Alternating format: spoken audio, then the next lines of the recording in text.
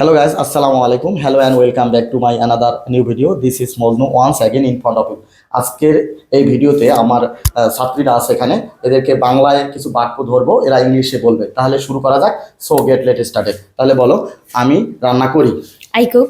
আমি রান্না করতেছি। I am cooking. আমি রান্না করেছি।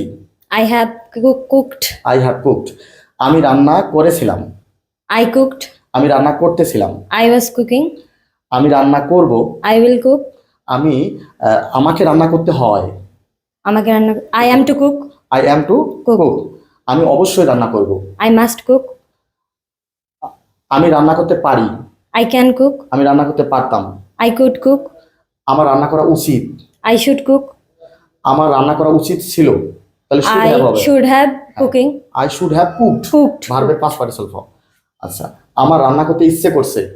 I feel like cooking. ওকে। আমার রান্না করতে ইচ্ছে করছে না। I don't feel like cooking. Okay okay, thanks.